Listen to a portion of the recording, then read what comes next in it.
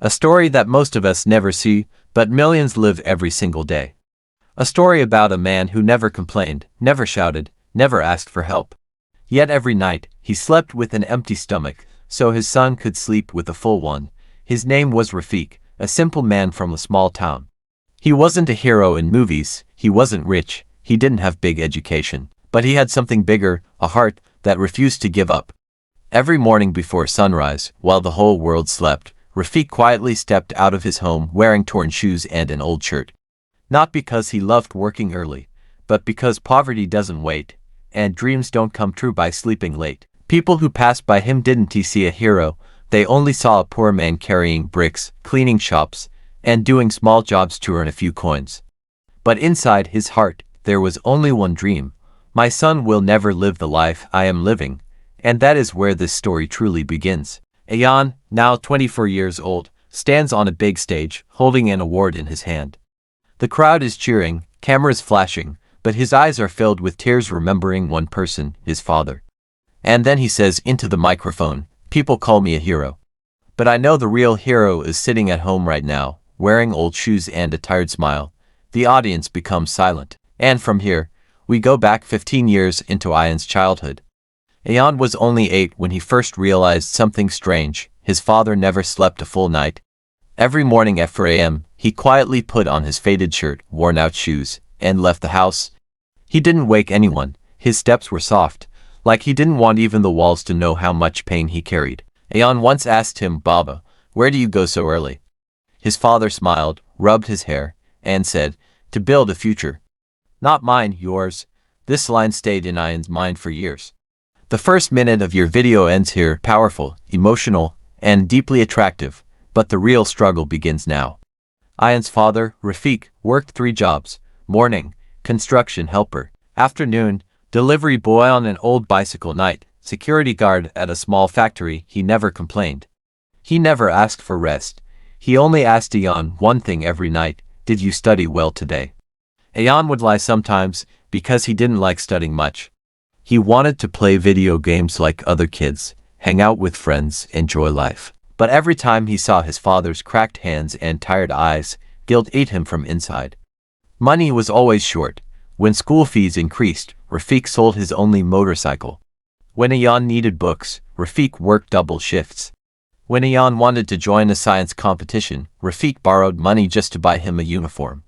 Yet Ayan didn't fully understand the weight of these sacrifices. There's a powerful scene here. One day Ayan sees his father picking up extra bricks at the construction site, coughing in dust, backbent, yet smiling. Ayan asks, "Baba, why do you work so much?" Rafik answers, "Because I want you to reach a place where people don't ask you why you work so hard. They ask you how you reach so high." Years passed. Ayan finished school but wasn't extraordinary. He had dreams, but no direction. Friends partied, bought new phones, went to fancy places.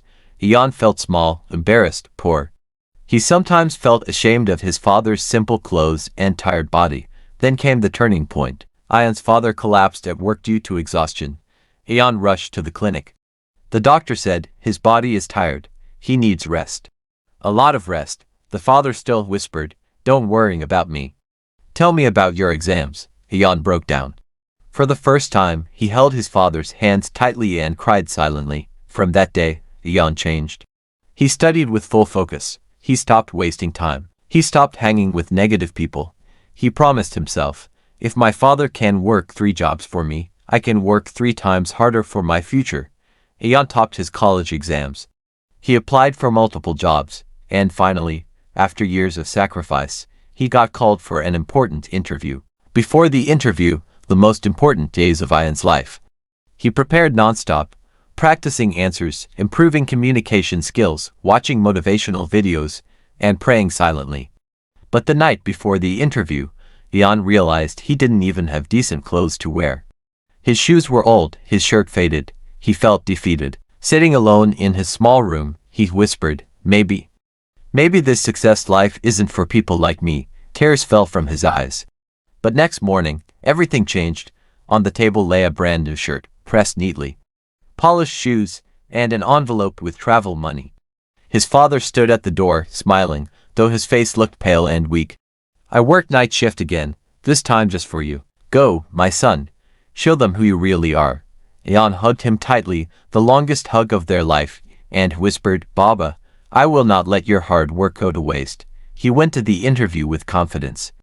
The panel asked tough questions, but Ian answered like a warrior, not because he was the smartest, but because he carried a lifetime of his father's sacrifices in his heart. A week later, the phone rang. Ian got the job, but at that exact time, his father fainted again. Ian rushed him to the hospital. The father woke up weakly and asked only one question, Did you pass the interview? Ian held his hand, crying, Yes, Baba, we passed. Ian's career began. Over the next few years, he became one of the top engineers at the company. He bought a new house, bought a new car, and made sure his father never worked another day. There's a beautiful cinematic scene. Ian places a pair of brand new expensive shoes in front of his father and says, You walked miles for me. Now it's my turn to walk the world for you. Rafiq's eyes filled with tears, proud, fulfilled, peaceful. The story ends on a motivational message for 18 to 30-year-olds. If you are struggling today, remember someone is silently sacrificing for you. Don't waste their pain. Don't waste their time.